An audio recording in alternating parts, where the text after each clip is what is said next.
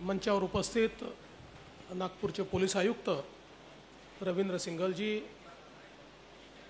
Cyber security expert Amit Dubeji, joint CP Nisar Tamboli, Shri Ajay Kapoor, Shri Vinod Tambe या ठिकाणी उपस्थित पोलीस विभागातील सर्व अधिकारी, त्याचप्रमाणे विविध क्षेत्रातील मान्यवर आणि सायबर हॅकमध्ये पार्टिसिपेट केलेले सर्व आमचे यंग माइंड्स भगिनी आणि बंधूंनो, मी नागपूर पोलीसचं आणि विशेषतः आमच्या आयुक्तांचं मनापासून अभिनंदन करतो की एक अतिशय चांगला हा कार्यक्रम हॅकॅथॉन सायबर हॅक या ठिकाणी त्यांनी ऑर्गनाइज केला आणि 5 प्रकारचे प्रॉब्लेम स्टेटमेंट फ्रेम केल्यानंतर ही अतिशय आनंदाची गोष्ट आहे की जवळपास 600 एंट्रीज त्याच्यावर आल्या। त्याच्यातनं 20 टीम्स शॉर्टलिस्ट केल्या आणि आज त्यातल्या 3घांना आपण या ठिकाणी पुरस्कार दिलेला आहे। या तिन्ही टीम्सचं मी अतिशय मनापासून अभिनंदन करतो की त्यांनी मेहनत करून अतिशय चांगले सोल्युशन्स या ठिकाणी काढले। आज आपल्याला कल्पना आहे की इनोव्हेशनच्या क्षेत्रामध्ये मोठ्या प्रमाणात वेगवेगळी कामं चाललेली आहेत आणि विशेषतः प्रत्येक व्यक्तीच्या जीवनामध्ये ज्या अडचणी आहेत किंवा समाज जीवनामध्ये ज्या अडचणी आहेत त्या केवळ अडचणी नाही आहेत, तर त्या अपॉर्च्युनिटी देखील आहेत। इनोव्हेटिव्ह करता एक सोल्युशन तयार करायचं आणि ते सोल्युशन जर योग्य प्रकारे तयार झालं तर त्याचं एक बिझनेस मॉडेल देखील तयार करता येतं। त्यामुळे हे सगळे चॅलेंजेस एक प्रकारची बिझनेस अपॉर्च्युनिटी देखील तयार करतात आणि विशेषतः आज आपण पाहतोय की राज्यामध्ये देशामध्ये खूप मोठ्या प्रमाणात विविध प्रकारचे सायबर फ्रॉड्स चालले आहेत। इनफॅक्ट आपण अशा सोसायटीकडे चाललो आहे की ज्या सोसायटीमध्ये हळूहळू स्ट्रीट क्राईम कमी होणार आहेत आणि white collars crimes, financial crimes आणि सायबर क्राईम्स याच्यावरच अधिक आपल्याला लक्ष घालावं लागणार आहे।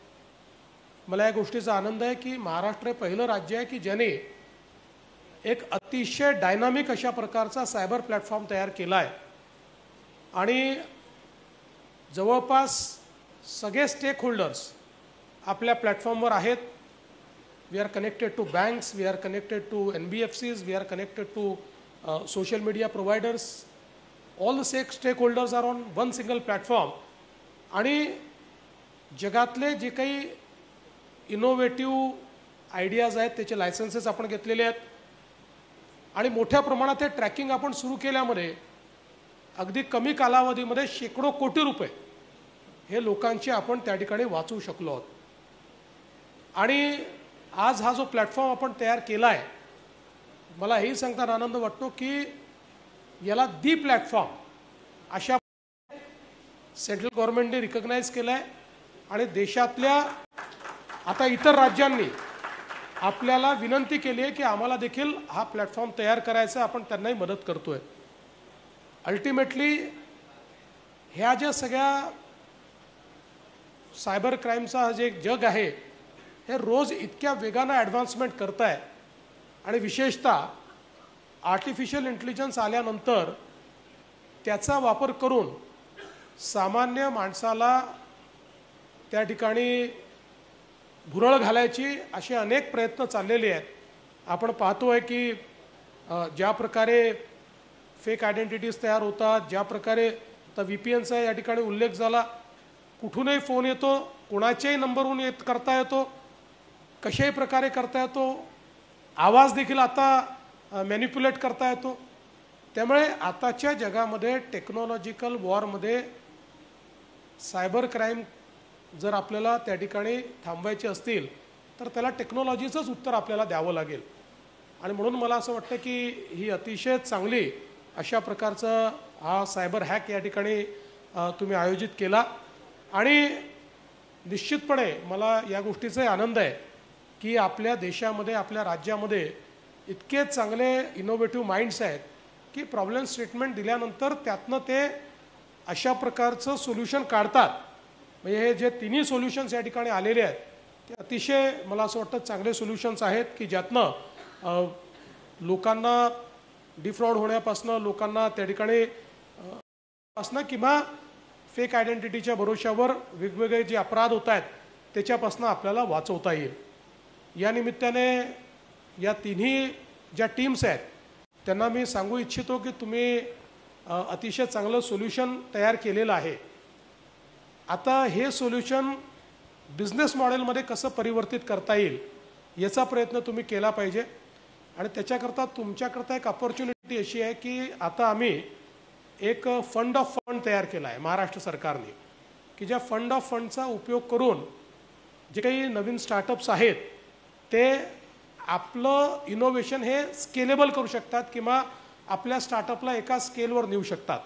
तर आपणही त्या फंड ऑफ फंडचा फायदा घ्यावा. मागच्याही काळात आम्ही अशा प्रकारचा फंड ऑफ फंड तयार केल्यानंतर मला सांगताना आनंद वाटतो की जवळपास 300पेक्षा जास्त स्टार्टअप्स आणि मोस्टली डिफेन्स इनोव्हेशनमध्ये देखील अतिशय चांगले स्टार्टअप्स या ठिकाणी तयार झाले. ते आज खूप चांगल्या प्रकारे बिझनेस मॉडेलमध्ये परिवर्तित झाले आणि दे आर डुईंग व्हेरी वेल.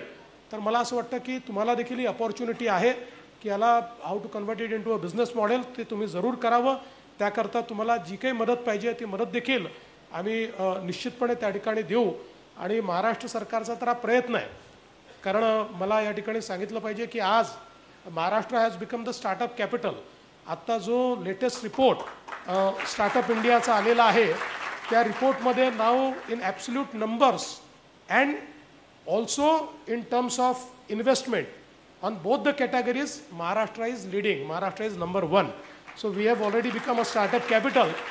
आणि आता आवश्यकता आहे we want to incubate startups which are in the space of artificial intelligence. कारण हे एक असं स्पेस आहे की जे खूप वेगानं पुढे चाललेलं आहे आणि म्हणून त्या दृष्टीनं तुम्ही त्याचा उपयोग करताय ही खरोखर आनंदाची गोष्ट आहे. मी तुमचं मनापासून अभिनंदन करतो. मागच्या काळामध्ये जेव्हा महाराष्ट्र सरकारच्या माध्यमातून आम्ही काही हॅकॅथॉन्स घेतल्या होत्या त्यावेळेस आम्ही प्रॉब्लेम स्टेटमेंट्स दिल्यानंतर खूप चांगले सोल्युशन्स आले आणि आम्ही त्यावेळेस सांगितलं होतं की हे जे सोल्युशन्स आहेत याला स्टार्टअपच्या रूपानं तयार करून महाराष्ट्र सरकार त्याचा उपयोग करेल. आणि अशा काही सोल्युशन्सचा उपयोग हा गेले 5-7 वर्ष आम्ही करतो.